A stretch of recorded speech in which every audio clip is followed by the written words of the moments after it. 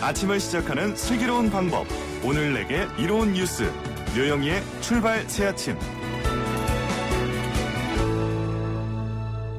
노영희의 출발 새아침 3부 문을 활짝 열었습니다. 먼저 경제 박뉴스부터 시작할까요? 알면 대박, 모르면 쪽박. 경제 박뉴스. 복잡하고 어려운 경제 이야기를 쉽고 재밌게 풀어드리는 시간입니다. 물론 어떨 때는 좀 어렵게도 풀더라고요. 그렇지만 계속 잘 들어보는 게 중요하겠죠? 알면 대박, 모르면 쪽박. 경제 박뉴스 참 좋은 경제연구소 이인철 소장 만나보겠습니다. 소장님 안녕하세요. 네, 안녕하세요. 신종 코로나 바이러스 사태로 멈춰섰던 중국의 부품 공장이 재가동된다. 그러니까 현대차도 오늘부터 일부 생산을 재개하게 됐다. 이거 조금 좋은 소식 아닙니까? 그렇습니다. 중국산 부품 하나 때문에 멈췄던 현대 기아차 공장이 오늘부터 일부 재가동에 들어갑니다. 이 공장 가동 중단 사태를 부른 이 전장 부품, 와이어링, 하네스를 생산하는 중국 내 협력사들 공장 일부가 지난 6일부터 순차적으로 가동을 재개하면서 일단 숨통이 트인 것인데요. 정부에 따르면 국내 완성차에 와이어링 하네스를 공급하고 있는 중국 공장 40여 곳 가운데 어제까지 37곳이 가동을 재개했습니다. 지난 주말부터 한 사나흘 동안 중국 공장에서 생산된 이 부품이 항공과 선박편으로 이제 국내로 들어왔고요. 또 국내 동남아 공장에서 급하게 이 생산된 물량까지 합쳐서 오늘부터 현대차 울산 2공장, 기아차 화성 공장이 먼저 가동에 들어갑니다. 현대차 울산 2공장에서는 인기차종이죠. 팰리세이드, 투싼과 같은 SUV를 비롯해서 기아차 화성 공장에는 이 K 시리즈 인기차종을 생산하는 곳입니다. 당초 현대기아차는 12일, 내일부터는 모든 공장 가동을 재개할 계획이었지만 부품 수급이 원활하지 않아서 일부 공장은 휴업을 연장해야 하는 상황인데요. 기아차 소아리 공장은 13일까지, 그리고 이제 기아차 광주 공장 일부 라인은 13일, 14일까지, 또 현대차의 전주 공장, 상용차 일부 라인은 이달 27일까지 각각 휴업을 연장해야 되는 상황입니다. 이는 중국 현지 부품 공장들이 일부 감염을 우려해서 이 복귀를 꺼리는 직원들이 있는 데다 일부 지방 정부는 외지인을 14일까지 격리 지침을 내렸죠. 이러다 보니까 완전 정상 가동까지는 다소 시간이 걸릴 것으로 보입니다. 그렇군요. 사실 제가 오프닝에서도 잠깐 말씀드렸지만은 제주도까지 가는 항공권이 3,000원이다. 이런 얘기 돼가지고 깜짝 놀랐는데 그만큼 항공업계가 이 신종 코로나 바이러스 감염증 때문에 많은 어려움을 겪고 있다. 이런 얘기 아닌가요? 그렇습니다.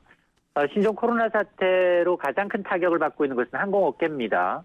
2월 둘째 주 중국 노선의 운항 횟수가 지난달 23일과 비교하면 약 70%가 급감했습니다. 앞으로 중국 정부의 추가 지역 봉쇄가 이어진다면 항공업계는 더 심한 타격이 우려되는데요. 어제 그래서 국내 10곳의 항공사 최고 경영자들과 김현미 국토부 장관이 첫 간담회를 가졌습니다. 이 자리에서 항공사 대표들은 심각한 자금난을 호소했는데요. 신종 코로나 바이러스 사태가 꺾여도 여행 심리가 회복되기는 쉽지가 않다. 또 저가 항공사의 경우는 항공권 환불이 급증하면서 유동성 부담이 가중되고 있다는 겁니다. 또 중국 노선 운항 중단으로 비행기는 공항에 그대로 정박해 있죠. 멈춰 있지만 공항 이용료는 내야 하는 상황이라는 겁니다. 정부도 이번 신종 코로나 사태에 따른 항공 여객기 감소가 2003년 사스, 2015년 메르스 당시보다도 빠른 속도로 감소하고 있다고 보고 있습니다. 따라서 정부는 공항 이용료 감면과 세금 납부 유예 등 여러 가지 방안을 검토하고 있고요. 특히 이제 한중 대체 노선을 개설을 위한 이 사업 계획 변경이나 또 수요의 탄력적인 부정기편 운항 허용 등 전방위적인 지원에 나서기로 했습니다. 네, 그렇군요. 그리고 또 신종 코로나 영향 받는 곳이 항공업계만은 아니죠. 국내 중소기업도 사실은 상당히 힘들다라고 얘기가 되고 있는데 특히 한 30% 정도가 경영 타격을 입고 있다 이렇게 나타났다고요? 그렇습니다. 중소기업 3곳 가운데 한 곳이 우한발 이 신종 코로나 바이러스의 직격탄을 맞고 있다라는 조사 결과입니다.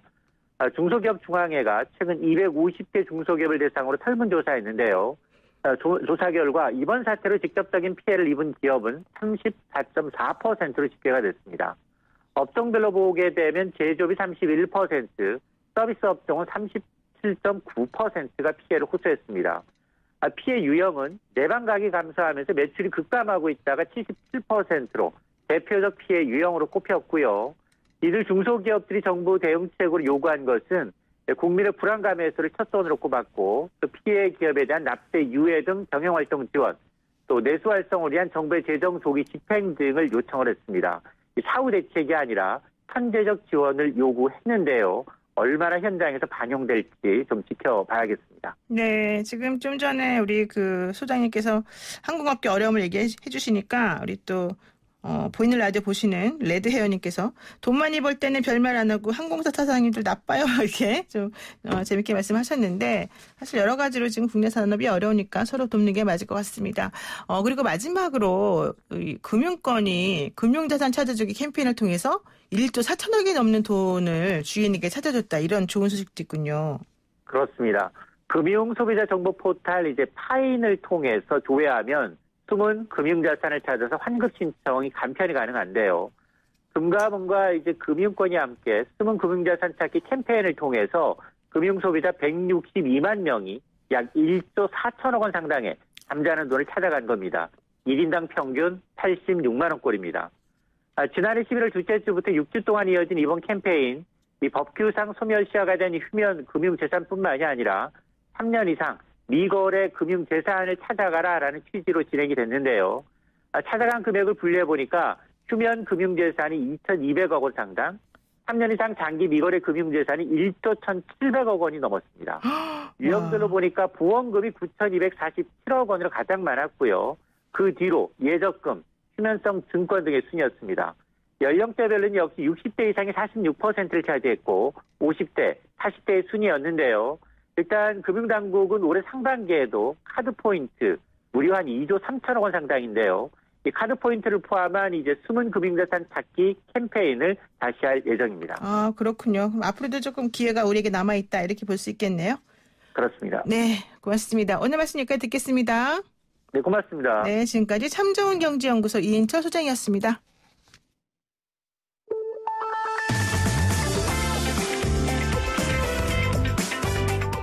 영희와 함께하는 슬기로운 출근길 노영희의 출발 새 아침은 청취자 여러분과 함께 만들어갑니다. 짧은 문자 50원, 긴 문자 100원에 유료 문자 샵 0945, 우물정 0945로 문자 보내주시거나 유튜브 보이는 라디오 댓글창, YTN 라디오 어플리케이션 예스를 통해 여러분의 목소리를 들려주세요. FM 94.5MHz YTN 라디오 노영희의 출발 새 아침 잠시 후 계속됩니다.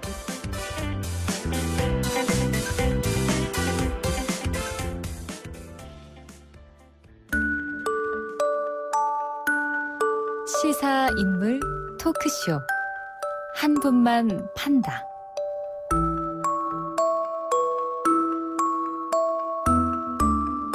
한 명의 인물과 그를 둘러싼 이슈를 끝까지 파보는 시간이죠. 시사인물 토크쇼 한 분만 판다. 함께 하실 두 분, 우리 대표 선수 2명입니다. 김현성 팽수 평론가 나오셨고요. 김현성입니다. 반갑습니다. 안녕하세요. 네, 나중에 이제 팽수 인기 떨어지면 어떻게 할까 걱정입니다, 사실. 안 떨어지게 조심해야 될 것 같고요. 김태면서 함께합니다. 안녕하세요. 안녕하세요. 네. 표정 좀 밝게 한번 해보세요. 아니, 아침 이 시간에 밝기가 쉽지가 않아요. 지금 팽수 보세요. 저렇게 좋아하면서 그냥 입이 이렇게 벌어지고 좋아하는데. 어쨌든 두 분 다 제가 너무너무 반갑고 얼굴 보면 행복하고요. 왜 이렇게 좋아하세요? 일주일이 후 닦아요. 저는 원래 아무나 보면 다 행복해하긴 하는데. 이 프로 빼면 별로 할 게 없나 보구나. 이거 보세요. 우리 지금 잘 나가고 있습니다. 우리 그러니까. 프로그램. 자, 어제 오늘 세상에서 가장 행복한 한 분. 자, 우리도 행복하지만 이분을 또 우리보다 그냥 100배는 행복하겠죠? 봉준호 감독인데요. 기생충 아카데미 사관왕 소식 어떻게 들어보셨어요? 이게 뭐 그 디즈니 월트 디즈니가 옛날에 그렇죠. 오스카상 4개를 한꺼번에 가져온 거 이후에 처음이다. 그런데 오히려 그때는 4작품으로 이제 받았는데 이번에 한 작품으로 4개 받았다. 여러 가지 역사를 바꿨죠. 그러니까 이제 예를 들면 감독상과 일종 작품상을 같이 받은 것도 굉장히 오랜만의 일이고. 그렇죠. 이제 외국어 영화가 작품상을 받은 것도 감독상을 받은 것도 굉장히 감독상은 대만 감독, 대만 출신 감독이 있었기 때문에 있지만 아무튼 흔하지 않은 일이고. 네. 정말 저는 뭐 다른 걸 다 떠나서 내수 진작에 굉장히 기여를 한 것 같다. 어제 이제 본 감독이 술 한잔 해야겠다. 이제 준비가 됐다라고 해서 많은 분들이 본 감독과 같은 마음으로 술을 한잔 한 것 같아요. 저도 한잔 했거든요. 실제로 본 감독은 술을 그렇게 많이 드시지 않는다 그러더라고요. 괜히 우리만 먹었어요. 그러니까 괜히 저만 먹었네 그러면. 네, 맞습니다. 그리고 또 그 말씀 하나하나가 이 아카데미 클래스를 이렇게 보여줄 수 있는 굉장히 좀 정제된 네. 리더의 말이 느껴졌다. 정제된 리더의 말. 네, 어떻게 보세요? 오늘 그냥 기생충 할까요 그냥? 이거만 팔까요? 그래도 팔 수 있는데 제가 봤을 때는. 네. 한번 해볼까요? 하고 싶어요? 아니, 좀 팔려면 원래 기생충 좋아해요 원래? 안 받는 거 아니에요? 먹는 안 봤죠. 우리 몸에 있는. 그건 자사 영화라고 해서 안 본 거 아니에요? 이거 그런 보시죠. 사람 아닙니다. 자, 아침부터 위험합니다. 제가 이제 딱 눈빛을 딱 이렇게 보내드리면 레이저 쏘면 조심하십시오. 네. 저는 봤죠. 이것도 네. 보고 저는 보고 네. 봤는데 이게 사실은 그냥 우리가 생각하는 거 이상의 저는 의미가 있는 거예요. 그러니까 이제 보면은 이게 문화라는 상품을 전 세계 시장에서 그렇죠. 판다라는 거는 우리가 자동차 팔고 휴대폰 팔고 하는 게 지금 이 순간 지금 단기로 보면 그게 이제 국부 유출에 더 도움이 되는데 장기적으로 보면 문화 상품만한 것들이 없거든요. 그럼. 근데 이게 이제 보면 예전에 뭐 박세리 선수가 미국을 정복했을 때도 그렇고 BTS가 빌보드 그렇죠. 1위 했을 때도 굉장히 기뻐했는데 아마 이 기생충의 아카데미에서 4개 분 수상한 거는 사실은 좀 아미 분들한테는 죄송한 얘기일 수도 있지만 BTS가 빌보드 1등한 것만 저는 더 큰 의미라고 보는 거죠. 왜냐하면 이게 어찌건 죽으나 살아 미국 시장이 전 세계 가장 큰 시장이잖아요. 그리고 이 오스카라는 거는 미국 백인들의 시장이었거든요. 사실은 그렇죠. 흑인도 아닙니다. 네, 남성 남성 백인들. 그러니까 네. 미국의 주류 시장을 뚫었다는 그 의미가 그렇죠. 다른 것보다는 조금 전 더 큰 것 같아요. 네. 그래서 아마 이 부분은 아마 지금 대한민국 최근의 역사에서 가장 큰 쾌거가 아닌가 싶어요. 다 일반적으로 하는 말씀을 지금. 더 다른 얘기 해드릴까? 지금요, 9372 쓰시는 우리 문자 애청자분께서 김태만 의사님 출마 안 해요? 이렇게 물어보는데요. 공거자, 공천 거부. 네, 좋습니다. 자, 이거 제가 이제 한번 웃기자고 한 말이고. 그 얘기 또 해드릴까, 그럼? 아니, 하지 마세요. 자, 이제 빨리 얘기 나가겠습니다. 자, 본격적인 얘기 나눌 건데요. 한 분만 판단하는 주인공 누군지 한번 들어보겠습니다.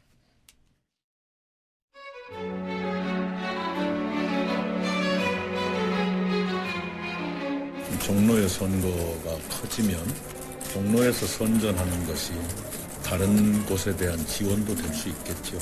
종로에 더 집중할 수 있게 됐다. 반드시 이번 총선에서 종로 정권 심판의 1번지 만들어 갈 수 있도록 노력하겠습니다.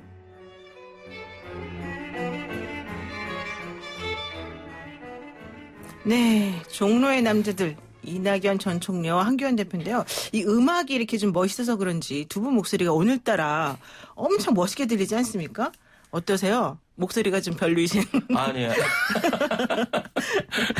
좀 저희 같은 사람은 좀 이렇게 갖고 싶은 목소리죠. 그렇죠. 네. 목소리가 좋은 분들은 정말 부럽더라고요. 그리고 이렇게 굉장히 호감이 가는 신뢰가 두 분 다 굉장히 목소리가 두 분 다 좋아요. 좀 색깔은 다른데 두 분 다 라디오 진행하면 잘하실 것 같아요. 그렇죠. 목소리가 워낙 좋아가지고. 근데 애통 터져 죽을 거예요. 그렇죠. 사실 이게 쉽지가 않더라고요. 한 분은 떨어지니까. 진행자는 모시는 것도. 제가 질문할게요. 김태만은 오늘 되게 컨디션이 안 좋아 보여서 질문으로 제가 공격하겠습니다. 자, 장고 끝에 황교안 대표가 결국 종로를 택했습니다. 고심하다가 왜 종로를 택했을까요? 등 떠밀린 걸까요? 차이적인 걸까요? 뭐 나왔으면 됐지. 뭘 등 떠밀려고 자유롭게 따져요. 나왔으면 됐지. 지금 앞 얘기하기도 바빠 죽겠는데. 알았어요. 지나간 얘기를. 거기까지 끝. 지난주에 종로 출마한다고 제가 그랬잖아요. 그러니까요. 아니, 김영삼 평론가가 맨날 저한테 2번이나 얘기했어요. 그 중간에 여기 나오기 전에 자기는 맞췄는데 김태는 못 맞췄다. 제가 뭐라 그랬죠? 안 나올 것이다. 그러니까 저는 종로 아니면 불출마밖에 없었죠, 사실. 아무튼 근데 제가 그렇게 안 말했던 것 같은데. 아니, 근데 제가 그때 그 당시 버전으로는 종로보다는 다른 곳에 약간 있었던 건 맞는 것 같아요. 왜냐면 그렇죠. 사실은 딴 데 가고 이제 황교안 대표의 이제 측의 실책은 뭐냐면 굳이 말씀을 드리면 아예 입을 닫았어야 되는 거예요.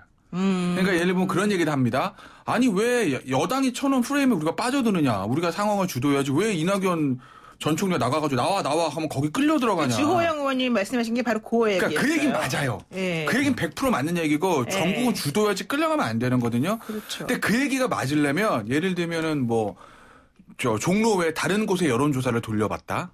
그 다음에 청년을 내보낼 수도 있다. 이게 안 나왔어야 되는 거예요. 그냥 아예 입을 다듬고 가만히 있다가 아니 당 통합되는 거 보고 공간이 결정 떨어져. 내가 마음대로 하나?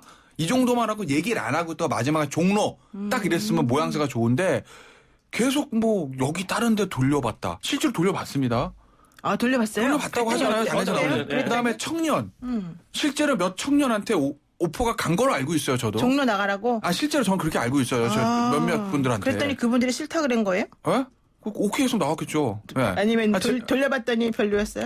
제가 아는 어떤 한 분은 본인이 거절한 것 같고 어쨌든 실제로 그러니까 그런 행동들이 실제로 있었으니까 네네. 그러니까 이제 회피하는 거 아니냐는 얘기가 나오고 네. 끌려 들어간 거 아니냐는 얘기가 나오는 거죠. 그러니까 그런 부분들이 실책이었다라는 네. 거죠. 하지만 어쨌든 이제 나갔으니까 그렇죠. 앞으로가 중요하죠. 그러니까 그렇죠. 그때도 얘기했지만 약간 외통수에 몰려 있었어요. 그렇죠. 그러니까 이제 본인이 종로에 출마를 하지 않으면, 그러니까 험지에 출마를 한다고 본인이 얘기했는데, 그때도 얘기했지만 당선 가능한 험지라는 것은 정말 따뜻한 아이스 커피 같은 얘기다. 그러니까 본인이 너무 이제 이런 어떤 레토릭적인 얘기만 계속 하다 보니까 국민들이 좀 지쳤죠. 그리고 이제 지금 당 안에서 어찌됐든 홍준표나 지금 김태호 전 경남지사 문제를 본인이 험지에 출마하지 않는데 그렇죠. 그 사람들이 고향에 출마하는 거에 대해서 강제하기가 쉽지 않았어요. 네. 이런 전체적인 어떤 선거의 모양을 위해서는 굉장히 늦었지만 종로 출마를 결심한 건 잘한 결정이다라고 봅니다. 근데 저는 또 한편으로 이런 생각이 들더라고요. 사실은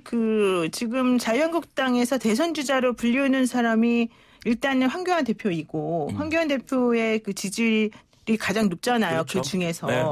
그런데 만약에 이분을 종로로 내보냈는데 만약에 당선이 안 된다. 그러면 사실은 그 위상이 많이 떨어지고 힘들어질 거 아닙니까? 차라리 그분을 그냥 대선 주자로 그대로 좀 보존해주고 도와주고 이렇게 하려면 비례로 하든지 정말 당선 가능한 험지로 내보내든지 이런 식으로 좀 보호했어야 되는 거 아니에요? 근데 보호한다고 온실속에 하초처럼 키우다가 대선판 못 들어요. 또 그럴 그럴 수가 없어요. 그러니까 어떻게 양쪽 다 위험부담 마찬가지라는 그런 거죠. 그러니까 지금 보면은 여당도 네. 속된 말로 친문 직계라고 불리는 대선 주자들이 많이 상처를 입었어요. 누구죠? 예를 들면은 조국 전 장관도 상처를 입었고 유시민 전 장관은 본인이 안 나간다고 한 거고. 당도 다르잖아요, 유시민 근데 전 의원은. 네. 어쨌든 당이 없죠. 당이 없지만 어찌 됐건 간에. 네. 그리고 누구죠? 김경수 전 지사 어쨌든 재판 중이고 실제로 온전하게 지금 가고 있는 사람이 별로 없거든요. 근데 어쨌든 지지도 1위를 달리고 있는 이낙연 전 총리마저 여기서 무너지면 사실은 차기 대선 구도가 흔들릴 수 있는 건 양쪽 다 똑같아요. 그렇죠. 그리고 황교안 전 대표 같은 경우에는 어쨌든 지금 정치 경우에 하나도 없는 사람입니다. 이제 한 1년 좀 넘은 거. 이게 현실 진짜잖아요. 그런데 예를 들어서 국회의원 총선에서 종로에서 상대의 거문이 이낙연 전 총리를 뚫지 못한 상태에서 바로 대선 간다? 네. 이거 더 위험하죠. 당 입장에서 보면. 안 되는 카드라면 지금 버리는 게 낫습니다. 그래야 다 제2, 제3의 카드 준비하거든요. 대선 가서 거예요? 무너지면 방법이 없어요. 그 마지막 승부인데 그때는. 원래 그러니까 이렇게 해서 그럼요. 그리고 어차피 지금 자유한국당만 보면 거의 황교안 전 총리 말고는 황교안 현 대표 말고는 떠오르는 사람이 없지만 결국 보수 통합이 이루어진다라고 홍준표 하면 전 의원도 자기가 사람의 생각은 다기하니까. 네. 그렇군요. 어쨌든 네. 근데 솔직히 말씀드리면 한국 거기까지만 합시다. 솔직히 말해봐요. 괜찮아요. 그러니까 어쨌든 네. 보수 통합이 됐을 경우에는 황교안 현 대표 말고도 다른 많은 카드들이 있어요. 그러니 장을 크게 보면 롱텀으로 보면 황교안 베타가 지금부터 종로의 이 대승부부터 시작을 해서 가는 것이 맞죠. 사자를 절벽에다 떨어뜨리듯이. 그럼요.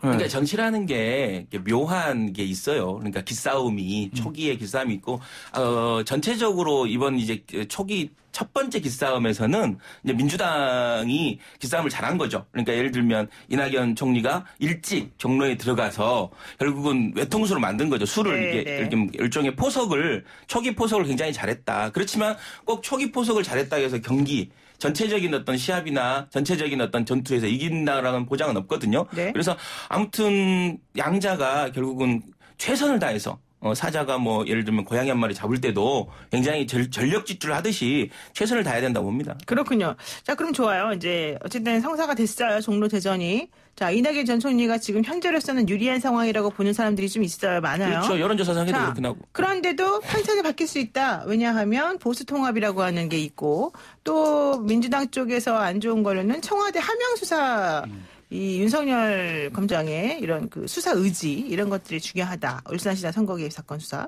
자, 어떤 방향으로 갈까요? 이 두 가지 것이. 이게 이렇게 보시니까 선거란 게 네. 우리가 이제 공중전과 지상전이 있거든요. 아, 공중전과 지상전. 그러니까 이제 지상전이라고 말하면 흔히 얘기하는 이제 인사하고 악수하고 바닥피 훑고 다니는 네. 동네를 샅샅이 훑고 다니는 이런 걸 지상적이라고 해요. 지상전이라고 그래요. 그냥 네. 고공종이라는 큰 판인 거죠. 큰 판. 네. 네. 이제 비행기가 전쟁 때 폭탄 떨어뜨리듯이 큰 전체적인 구도를 잡아줘서 네. 당 대 당 입장, 정권 심판론 이런 것들을 가지고 하는 거거든요. 네. 근데 이제 종로 선거 같은 경우에는 이건 지상전보다는 고공전으로 갈 수밖에 없다. 구조 자체가. 네. 속된 말로 이 두 사람 다 종로 토박이도 아닐 뿐만 아니라 네. 양정부의 그러니까 보수정부 진보정부의 마지막 총리 소재 총리를 지냈고 차기 대선주자 1, 2위를 다투는 사람이기 때문에 단순히 이 선거는 종로라는 지역 선거가 아니라 전체 총선 판세 좀 넓게 보면 문재인 정권 심판론이 먹히느냐 안 먹히느냐 이 부분이거든요. 그렇게 보는군요. 이제 고공전을 갈 수밖에 없는 건데 실질적으로 상규환 대표가 어제 이제 첫 번째 방문지를 어딜 택했냐면 제가 보니까 그 종각, 그러니까 보신각 뒤에 보면 먹자 골목 있죠. 거길 갔어요. 상대하고. 그죠? 근데 거기 가서 이제 보내면 야 경제가 이렇게 안 좋아? 자영업 빈 업소가 이렇게 많네라고 합니다. 지상전의 측면에서 뭐 그거는 빵점짜리예요. 왜? 아, 거기 그래요? 종로 사람이 얼마나 있어요? 다 외지 사람이지. 지상전의 측면에서 유권자 없습니다. 아니 근데 그 근데- 얘기하네요. 예. 근데 그거를 황교안 대표 측이 모를까요? 아는데 간 거예요? 압니다. 그럼에도 불구하고 거길 왜 갔을까? 왜요? 왜 간 그건 거예요? 아까 말한 고공정을 하러 간 거예요. 야, 문재인 정부 경제가 이렇게 폭망이야. 그러니까 휘행한 걸 보여주려고. 그렇죠. 그러니 이걸 심판을 해야 돼. 이 측면에서 거기를 간 거고 아마 그런 그렇군요. 구도로 황교안 대표는 이 선거를 끌고 나올 거다. 왜? 자, 본인은 예. 지금 종로에만 또 묶여있을 상황이 아니니까. 네, 지금 그 거기다가. 문자에 이런 게 와 있어요. 9300님께서 불쌍한 종로구민, 종로 출마자는 당락 관계없이 다 나그네네요. 이런 말씀을 딱 하시고요. 딱 아까 말씀하신 거랑 근데, 똑같아요. 예. 그리고 3359 쓰시는 분께서 황교안 대표가 이길 겁니다. 걱정하지 마세요. 이렇게 또 단호하게 얘기하신 분이 있네요. 어떻게 보세요? 선거는 모르니까요. 선거는 모르니까 일단 뭐 그런 예측을 할 수 있는 거고. 네. 저는 이제 양측이 이제 어떤 물음을 유권자들에 던져주느냐. 그러니까 결국은 유권자가 어떤 질문을 갖고 투표장에 가는 거거든요. 네. 그러니까 예를 들면 황교안 지금 전 총리 같은 경우는 문재인 정부 잘하고 있습니까? 문재인 정부 경제 괜찮겠습니까? 라고 물어보는 거예요. 그러니까 그렇죠. 이제 심판을 하자. 네. 이제 과거에 지금까지 해온 문재인 정부를 심판해야 이후에 한국 사회가 더 나아질 수 있다라고 이제 물음을 던지는 거고. 그렇죠. 지금 이낙연 총리 같은 경우는 종로의 국회의원인데 네. 종로의 삶을 책임지겠다. 오히려 좀 작은 얘기를 던지고 있어요. 그러니까 그 현장을 가고 있잖아요. 지금 구체적인 밑바닥, 내용을 구체적 말한다? 골목을 다니고 있는 거거든요. 예, 예. 그래서 이제 결국은 심판론으로 가기보다는 미래의 일종의 대권주자끼리의 대결이다. 미래의 대한민국의 미래를 책임질 사람 그리고 종로를 책임질 사람의 대결이지. 네. 누군가를 이렇게 심판하고 그러니까 아니 문재인 정부 심판이 중요한 게 아니라 이제 앞으로가 중요한 게 아니냐. 네. 뭐 이런 얘기를 하려고 하는 것 같아요. 그런 질문을 던지려고 하는 것 같아요. 네. 그래서 아무튼 이 질문들이 이제 그 외생 변수. 그러니까 꼭 본인들이 잘한다고 되는 게 아니거든요, 이게. 그렇죠. 지금 그 외형적으로 나타나고 있는 코로나 이슈와 관련된 거라든가 그리고 앞으로 올 뭐 황사니 미세먼지 네. 뭐 이렇게 외형적인 변수들이 네. 상당히 이제 있다. 그러니까 저는 보수통합이나 청와대 화명수사 이런 부분들은 이미 네. 정치화됐거든요. 네, 그래서 네. 크게 영향 미치지 못할 거다. 근데 굳이 둘 중에 하나가 영향을 미친다라면 네. 보수통합 정도가 조금 더 긍정적 영향을 황교안 총리한테 줄 텐데 네. 나머지 청와대 화명수사 이런 거는 다투고 있는 부분이고 재판이 진행되는 부분이기 때문에 이 정치화된 이슈는 이게 예를 들면 크게 영향을 못 미치거든요. 실제 그래요? 접전의 상황에서는. 지금 얘기가 0630 쓰시는 애청자분께서 팽수님 무조건 이낙연 이길 거라고 장담하는데 쉽지 않을 겁니다. 이거 장담 안 그리고 했는데. 김태현 변호사님 목소리는 별론데 말은 참 똑소리 나게 하네요. 이거 진짜 왜, 근데 왜 목소리 이러는 좋고 거야? 어리버리한 것보다 이게 낫지 않습니까? 에? 목소리는 두개다 좋은데 좋은데. 내용이 없어요. 이거보다는. 두 개 다 좋으면 좋은데 어쨌든 하나라도. 자, 좋습니다. 아니 그런데 좋아요. 그럼 얘기 한번 해볼게요. 뭐, 이제 이슈가 됐던 것 중에 하나가 이거였어요. 황교안 대표가 종로구 현장 방문해서 이제 그분이 성균관대학교 다닐 때 4학년 때였다라고 하더라고요.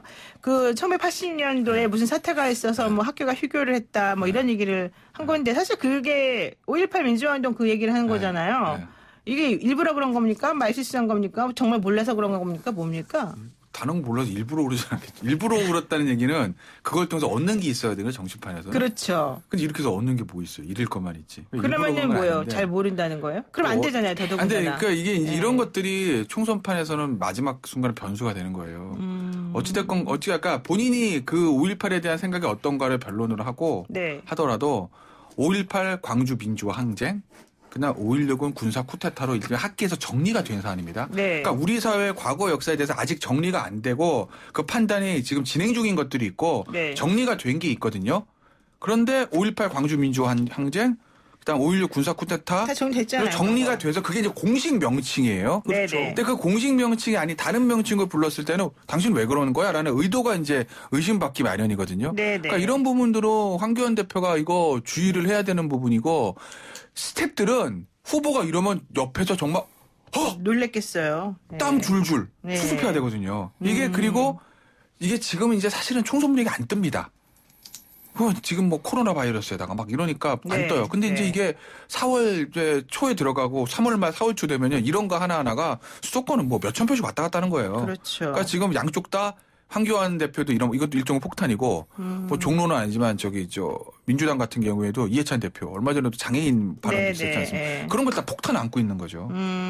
지금 최미선님께서 그러시네요. 황교안 후보가 정말 과연 대선 후보인지도 솔직히 잘 모르겠습니다. 5.18을 사태라고 하는 분이 이게 좀 상식적이지 않은 것 같으네요. 이렇게 말씀하시는데. 그러니까 지금 어찌됐든 황교안 전 총리 같은 경우는 단순히 국회의원 후보가 아니라 대한민국 이제 대권 후보라고 인식되고 있잖아요. 그리고 이낙연 총리도 이제 양당의 가장 강력한 대권 후보들인데 이런 좀 천박한 역사의식으로 어찌 보면 정치를 꿈꾸는 것 자체가 저는 좀 굉장히 국민들한테는 실망을 줬을 것이다. 그러니까 이제 저는 황교안 총리가 저도 살아남을 수 있는 길이 있는데 그건 뭐냐면 외부적 상황, 본인의 자질은 최대한 끌어올려야 돼요. 내가 리더로서 통찰력이 있고 역사의식이 있고 내가 가지고 있는 어떤 도덕성이나 이런 자기가 가지고 있는 리더십의 요소를 최대한 끌어올리되 밖의 요소로 내가 질 수밖에 없었다라고 돼야 졌지만 잘 싸웠고 너는 그래도 계속해서 우리 야권의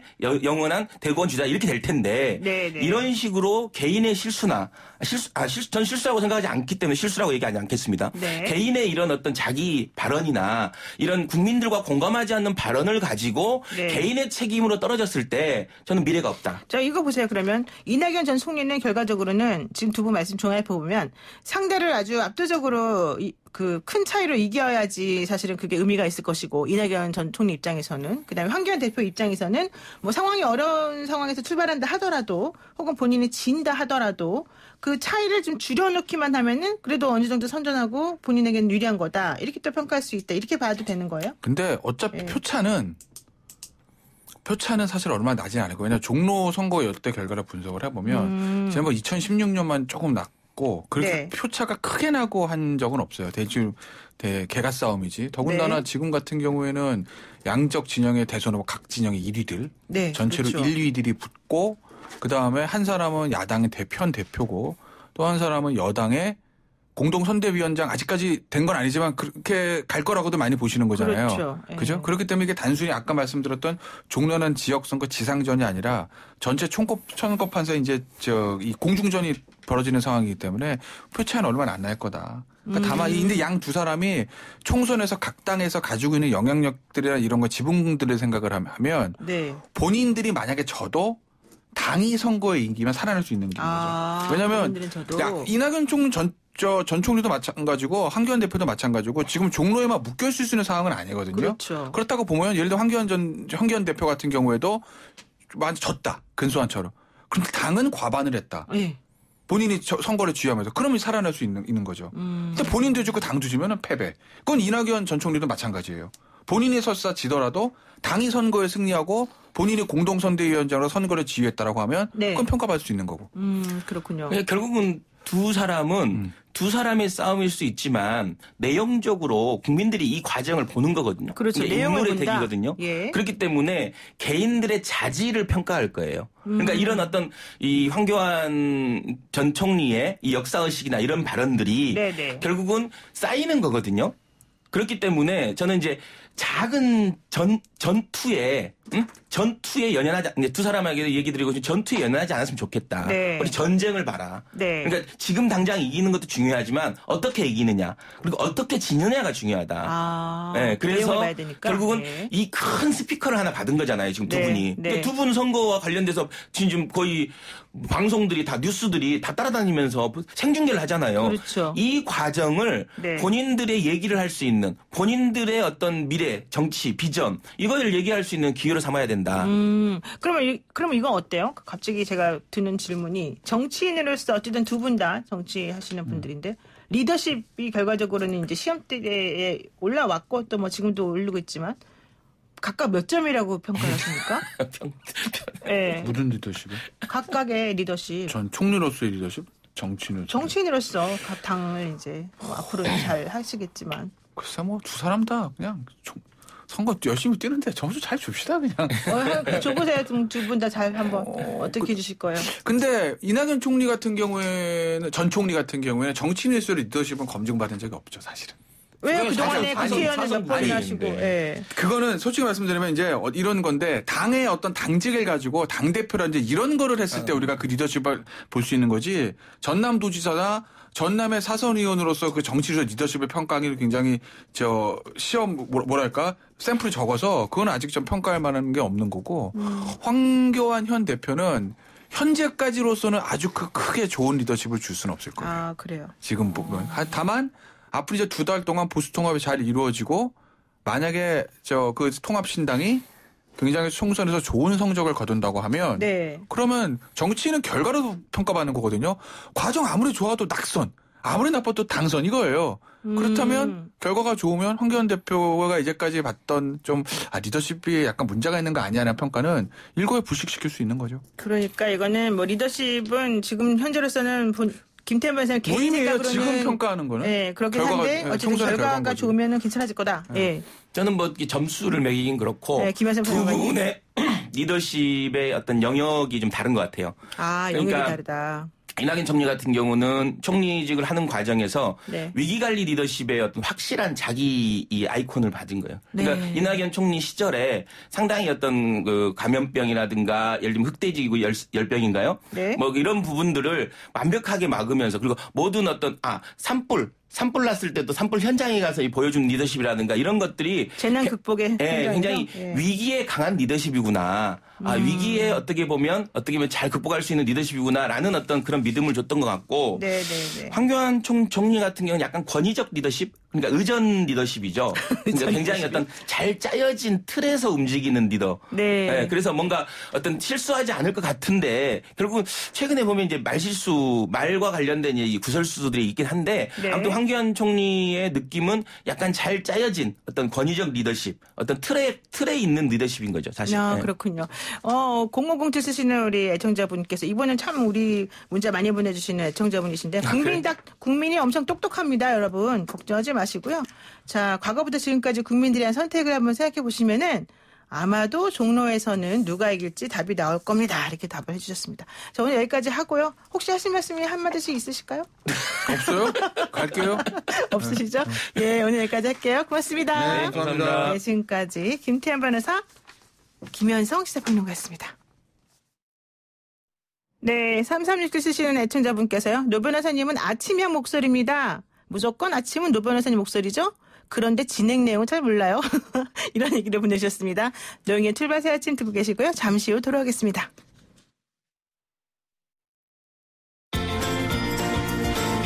아침을 시작하는 슬기로운 방법. 오늘 내게 이론 뉴스 노영희의 출발 새 아침.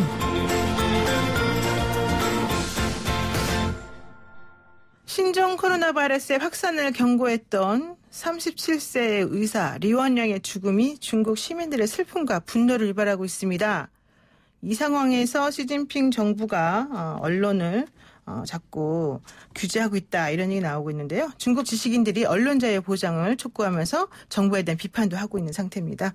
이번 사태를 원만하게 수습하지 못한다면 시진핑 주석의 집권 자체가 크게 흔들릴 수 있다 이런 분석도 나오고 있습니다. 하지만 또 2023년까지 임기가 보장돼 있기 때문에 어쩔지도 모르죠. 자, 전문가와 자세히 한번 짚어보겠습니다. 우수근 중국 산동대학교 객자 교수 지금 모셨습니다. 안녕하세요. 네, 안녕하십니까. 예, 이번 사태 이제 꾸준히 지켜보셨을 텐데요. 사실은 상당히 마음이 무거우실 것 같아요. 근데 어쨌든 그 중국 당국의 대응이 사스 때하고 비교해서는 좀 어떻다고 보십니까? 네, 일단 이번 사태는 상당히 말씀하신 것처럼 안타까운데요. 냉정하게 말할 때 사스의 교훈을 지금까지는 잘 살리지 못하고 있습니다. 못하고 있다. 오히려 좀 후퇴된 듯한 느낌이 있는데요. 초기 대처 미숙으로 인해서 이렇게까지 번져졌으면은 이제는 총 지도부가 나서가지고 적극적으로 해야 되는데 예를 들면은 사스 때도 처음에는 은폐 시도가 있었습니다. 그런데 당시 인민해방군 301 병원 장외능 교수, 이분도 사스 영웅이라고 불리는데요. 그렇죠. 이분이 그렇게 하면 안 된다면 심각성을 폭로하기 위해서 중국 CCTV라든가 봉황 TV에다가 제보를 했죠. 네. 근데 중국 TV에서는 보도를 안 했고 며칠 후에 서방 미디어에서 공개됐습니다. 그것을 보고 당시 후진타오 국가주석이 취임한 지 얼마 안 됐거든요. 네. 그래서 바로 질병을 숨겨서는 안 된다 하면서 이 은폐를 지시한 베이징 시장도 경질을 하고 위생부장도 경질을 해가지고요. 고지고대로 정보를 공개를 하면서 신뢰를 회복해갖고 나갈 수 있었거든요. 네. 근데 지금까지 이 사스의 교훈 같은 거 충분히 있을 수 있을 텐데 아직까지 시진핑 주석이 다행히 어제부터는 다시 움직임이 보이기 시작했습니다만 네. 이대로 가면 더 많이 우려될 수가 있죠. 그러니까 지금 시진핑 주석에 대한 그 비난이 여론이 계속 나오니까 어제는 또 이제 마스크를 쓰고 베이징 방역 현장을 방문하면서 또 우한 의료진하고 화상대화도 하고 우한하고 후베이성이 가장 중요하니까 잘하자 이제 이런 얘기도 했다고 하는데요. 그렇지만 저는 저뿐만 아니라 모든 사람들이 전 세계적으로도 다 같은 생각일 것 같아요. 리원양 의사의 죽음을 보면서 지금 이런 식으로 하는 게 무슨 의미가 있느냐. 처음부터 아까 말씀하신 것처럼 경고하면은 경고를 그대로 받아들이고 또 다른 의사들 8명 한꺼번에 전부 다 마치 처벌도 하고 그러지 않았습니까? 그런 일을 하지 말았어야 되는 거 아니냐 이런 얘기를 하더라고요. 이것이 어떻게 보면 저는 거대한 중국이 갖고 있는 중국만의 대국병이라고 하거든요. 대국병이요. 예를 들면은 중국은 땅이 너무 크고 인구가 너무 많아서 항상 고민입니다. 그렇군요. 그러니까 그거에 대해서 서방 세계 국제사회에서는 땅이 크니까 더군다나 천연자원이 많으니까 부럽고 인구가 14억이 넘게 시장이 크니까 부럽다. 네. 중국은 마치 축복받은 나라와 같다라고 하지만 그렇죠. 동일한 거에 대해서 중국 내부에서는요. 땅이 너무 크고 인구가 너무 많아서 통치하기가 쉽지 않다. 항상 무슨 문제가 끊이질 않는데 그 저주받은 나라도 같다라는 그런 얘기까지 그런 합니까? 얘기를 하면서 볼멘 소리도 하거든요. 네. 이번에도 사스의 교훈도 있었기 때문에 사실 그렇게 넓지 않고 사람들을 제대로 관리하고 통치했더라면은 이번 같은 경우도 신속하게 보도를 하고 대처했을 텐데 그렇죠. 알아서 윗사람들의 눈치를 보면서 하는 중국이라는 권위주의 국가의 이런 부작용 같은 게 또 나타나게 된 것이죠. 자, 초기 대처가 그렇게 쉽지 않았다. 그러면 나중에라도 시진핑 주석이 딱 나서서 강력한 리더십을 발휘하면서 초기 대처가 늦었다. 하지만 우리가 반드시 있다라는 모습을 보여주면 되는데 안타깝게도 시진핑 주석 또한 예를 들면은 마오쩌둥 전 국가주석이 문화 대혁명 때도 일이 번지니까 뒤에 숨었거든요. 그렇죠. 중국인들이 참 존경하는 덩샤오핑도 천안문 사태 때 뒤리 숨어가지고 말하자면 꼬리 자르기를 시도하다가 좀 크게 된 면이 있는데 이번에 시진핑 주석도 그와 같은 비난을 면할 수 없는 지금부터라도 역점적으로 적극적으로 나서지 않으면요. 호미로 막을 수 있는 것도 가래로도 못 막게 될 수 있습니다. 사실 지금 이게 리커창 총리한테 모든 것도 책임을 넘기고 있다가 지금 제대로 이게 안 되고 있다 이런 얘기 나오니까 지금 말씀하신 게 또 와닿네요. 솔직히 말해서. 저는 이걸 갖다가 중국 당국자하고 이 사태로 인해서도 하루에 한 번씩 통화다시피 하고 있거든요. 그래요? 예. 저는 다양하게 얘기합니다. 너네들 그러다가 너희들 스스로 공산당 위기, 공산당 집권을 스스로 자초하고 있다. 확실히 공개를 하고 지금부터라도 제대로 하는 모습을 보이지 않으면은 중국 인민 봉기하게 되면 끝이다. 중국 인민들이 여태까지 봉기한 것. 중국 공산당이 천안문 사태 옛날에 있었잖아요. 예, 특히 더 중국 공산당 정권이 두려워하는 것이 숫자 70과 관련된 게 있습니다. 그게 뭐예요? 숫자 70이라는 것이 중국의 역대 왕조들은 중국 역사학자들에 의하면요. 약 70년 동안 평균 존속을 하고 붕괴되거나 전복되었다는 거예요. 그러니까 수나라도 뭐 30년도 못 가고 진나라도 15년도 못 가고 어쨌든 다 단명왕조예요. 근데 단명하게 된 이유는요. 진승오광의 난이라든가 황건적, 홍건적의 난처럼 민생붕괴였거든요. 예를 들면은 미중 무역전쟁이라든가 홍콩 사태나 대만 사태는 네. 정치적인 것이기 때문에 또 외국과 관련됐기 때문에 오히려 중국의 애국주의나 하나의 중국을 단결하면서 무마할 수 있지만 이것은 민심이 가장 동요할 수 있는 생명과 직결되는 거지 않습니까? 그렇죠. 근데 지금 중국이 건국된 게 1949년이고 올해가 71년째, 만으로 70년 되는 무렵이거든요. 그래서 위험하겠다고 느끼는 중국 거예요? 공산당은 시진핑이 집권한 상태부터 상당히 위험의식을 많이 느꼈는데 이런 것이 계속 터지지 않습니까? 이럴 때 더 적극적으로 대처해야 되는데 오히려 반대로 가고 있으니까 중국 민심이 더 부글부글 할 수밖에 없는 거죠. 아, 그렇군요. 그럼 좋습니다. 사실 저는 이제 교수님 잠깐 말씀하시는 걸 듣다가 교수님 조심하셔야 되는 거 아닌가 이런 생각을 했어요. 왜냐하면 그 중국에서 이제 환자를 계속 보다가 사망하신 리원양 씨도 사실은 그런 식으로 바른 말 하다가 조금 불이익을 당한 거고 또 어떤 변호사분도 이런 거와 관련해서 안 된다라고 하다가 지금 소식이 끊겼다 이런 얘기 나오지 않습니까? 그래서 사실은 저는 좀 불안하기도 한데 어쨌든 우리나라 분이니까 괜찮겠죠. 이 정도는요. 괜찮아요? 이 정도는 공개적으로 누구를 거르면서 막 안 좋게 비판하면 몰라도 이거는 자기들 괜찮아요? 다 알고 하는 거니까 전혀 문제 그 정도로 막혀 있지 않습니다. 좋습니다. 예. 자, 그러면 이제 어쨌든 우리 그 이번에 이제 그 안타깝게 목숨을 달리하신 우리 리원양 씨 어머니도 얘기하시고 부인도 얘기하시고 계속 이제 회자가 되고 있습니다. 어떤 분인지 좀 소개를 좀 한번 부탁드릴까 봐요. 예. 네, 상당히 안타까운데 1986년에 태어나가지고 젊은 나이에 향년모 중국 나이로 37세? 예, 뭐 36세에 이렇게 사망을 했는데요.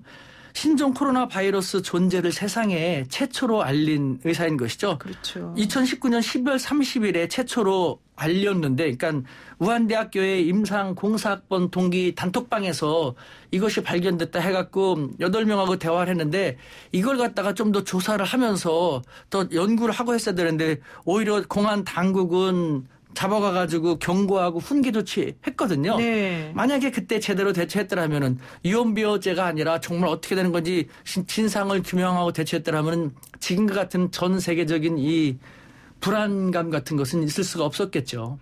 그러니까 지금 이 의사분이 이제 마지막 남긴 글이라고 하는 게 이제 단위 그 시중에 있는데 나는 되게 평범한 사람이다. 뭐 이런 얘기를 하면서 나는 그냥 의사로서 내가 발견한 것을 얘기를 했을 뿐인데 여기에 대해서 제대로 이거를 반응했고 받아들이지 않은 우리 국가가 좀 그렇다. 뭐 이런 얘기를 했던 것 같아요. 근데 그것과 관련해서 지금 중국 지식인들이 그래서 같이 봉기를 하고 성명까지 내는 상황 아니겠습니까? 그런데 분위기가 좀 어떻습니까? 좀 심상치 않은 것 같기도 한데요. 아주 심상치 않습니다. 우리가 생각하는 것 이상으로 심상치 않은. 그렇기 때문에 지금 상태에서 네. 시진핑 국가주석이 뒤로 숨지 않고 숨은 것처럼 보이지 않습니까? 네. 더 적극 나서서 더 많은 사람들을 만나고 국가주석이 뭐 병원까지 찾아가서 이렇게 할 정도다라는 그런 모습을 보여줘야 되거든요. 안 그러다 보니까 맨 처음에는 진보적인 예를 들면 반체제 성향을 갖고 있는 지식인들이 몇 마디 했습니다만 지금은 그렇지 않은 사람들조차도 시간이 지날수록 나서지 않습니까? 예를 들면은 네. 그 우한대학교의 친치홍이라는 법학 교수가 있거든요. 네. 이 양반은 아주 의미심장한 또 중국 공산당 정부를 깜짝 더 바짝 긴장하게 하는 얘기를 했거든요. 뭐라고 했습니까? 후야오방 공산당 총석이 사망 때보다 더 심각한 상황이 올 수도 있다고 했는데 무슨 말이냐면은 후야방 총석이라는 것은 1986년, 89년에 천안문 사태의 직접적인 도화선이 된 그런 그렇죠. 분입니다. 이분은 1987년에 당시 학생들이 민주화 시위라든가 아니면은 공산당의 부정부패를 척결해야 한다면서 시위를 했는데 그 말이 타당하니까 후야방 총석이는 적극적으로 진압을 나서지 않았어요. 뭐 중국 당국에서는 뭐 그 사람을 사실상 경질했죠. 네. 그렇게 지내다가 1989년 4월 8일 그 중난하이 공산당 중앙정치국 회의에서 네. 갑자기 심장마비로 쓰러져 며칠 후에 사망을 했어요. 이에 대해서 학생들이 뭐 석연치 않다. 그리고 이상하네요. 예, 민주화 시위라는 것 그리고 공산당 부정부패 심각한데 왜 그거에 대해서 응답하지 않냐. 예. 그러면서 공산당이 서서히 뭐 집권 진압을 하기 시작하니까 점점 더 비하가 됩니다. 풍선을 누르면은 더 팽창하지 않습니까? 그렇죠. 예. 그래서 육사 천안문 사태로 촉발됐는데 지금 리원양 의사 초기 대처 잘못됐다. 현지 사람들 공무원들이 잘못했다 하면은 인정을 하고 그 더 적극적인 대처 모습을 보여주면 되는데 지금 스스로 화를 자초하고 있는 그런 정국인 것이죠. 아, 그렇군요. 근데 그래도요. 어쨌든 중국에서 그 중난산 씨인가요? 그 사스 때 영용이 네. 됐던 예. 그분을 이번에 그 신종 코로나 위기 대응 자문위원으로 기용을 했잖아요. 예. 그러면 좀 태도가 바뀌었다라고 볼 수도 있는 거 아니에요?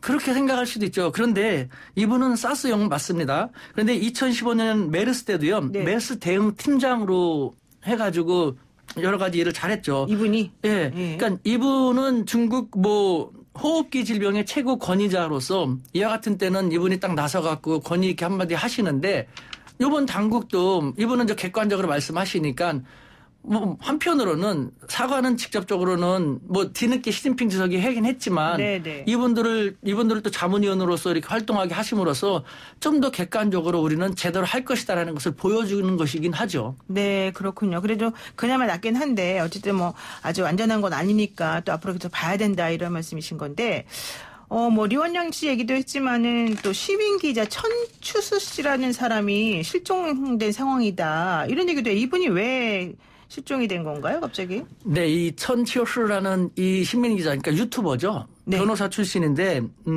상당히 시민의식이 살아있는 그런 깨어있는 시민이라고 생각이 됩니다. 그 감염 확산 및 당국의 대응이 어떤지 보도하기 위해서 산동성의 칭다오 사람인데 네. 우한으로 들어갔어요. 못 나올 거 알면서도 또 다양한 활동상의 제약이 있을 걸 알면서도 나는 시민 기자를 표방한다. 그런데 내가 당국의 통제를 두려워하고 할 말을 못하면 안 되지 않냐. 그래서 우한에 가가지고 네. 여기 있는 동안에 나는 루머를 절대 퍼뜨리지 않고 공포와 패닉도 조장하지 않겠다. 하지만 진실은 반드시 널리 알리겠다라고 했거든요. 네. 그러면서 외부 세계에 잘 몰랐던 것 같은 걸 많이 알렸어요. 그러다 보니까 권위주의 중국의 일반적인 속성에 쪼들어 있는 관료들은 눈에 가시죠. 그렇죠. 또 윗선의 눈치를 볼 수밖에 없죠. 그래서 제가 생각할 때 아마 어떤 형식으로 격리를 했을 거예요.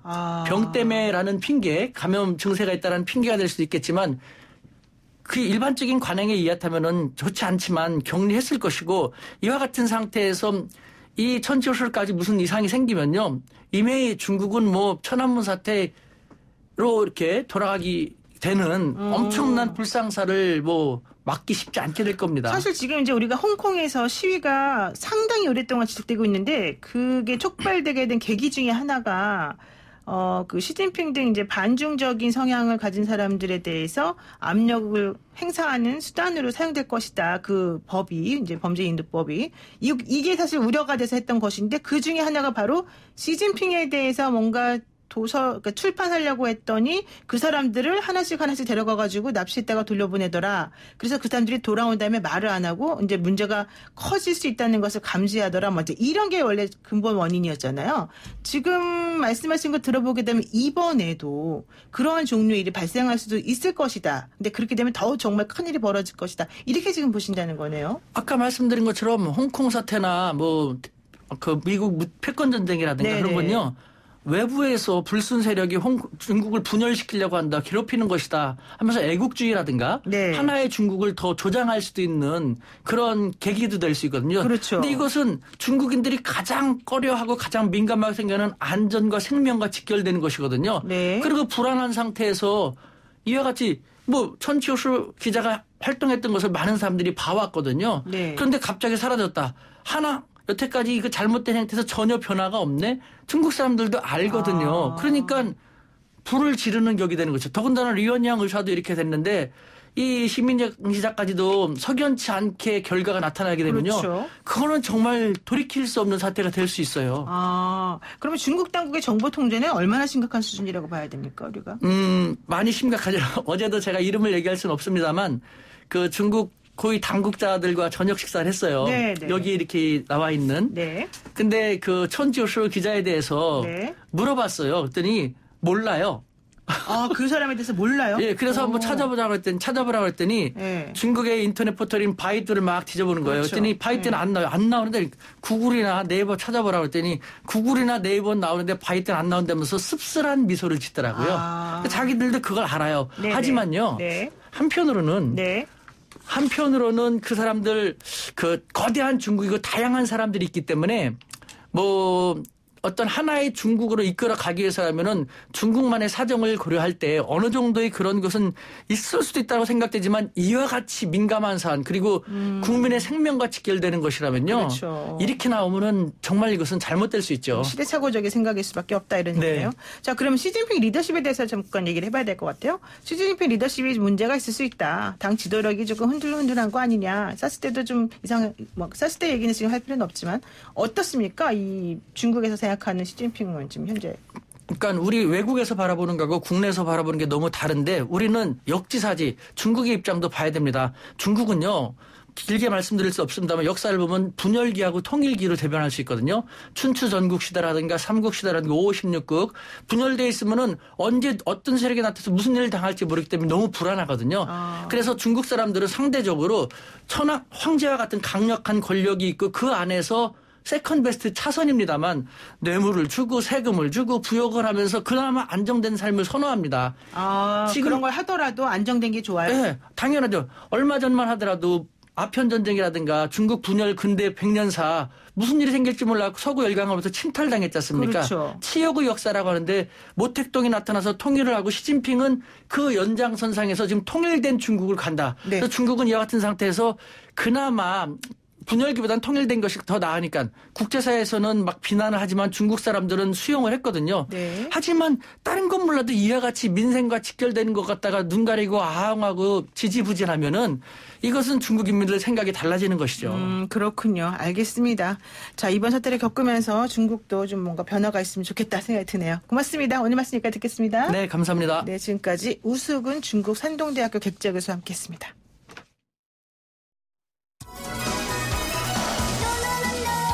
신종 코로나 바이러스 관련 새로운 소식 전해드리겠습니다. 중국에서 신종 코로나 바이러스 감염증으로 인한 사망자가 1,000명을 넘어섰습니다. 확진자도 42,000명으로 늘어난 가운데 춘제 연휴가 끝나고 경제활동이 재개되면서 재확산 우려가 제기되고 있는 상황이죠. 한편 신종 코로나 바이러스 사태로 인해서 중국 우한에 고립된 우리 국민 이송을 위한 3차 전세기가 오늘 밤에 출발할 예정입니다. 김감릿 중앙사고수습본부 부본부장은 어제 정례 브리핑에서 3차 전세기가 오늘 저녁 인천에서 출발해 내일 아침 김포공항에 도착하는 일정으로 현재 중국 측과 촬영 협의 중이라고 밝혔습니다. 노영의 출발새 아침 오늘 준비한 소식은 여기까지입니다. 내일 아침 7시 정각에 변함없이 슬기로운 내용으로 찾아뵙겠습니다.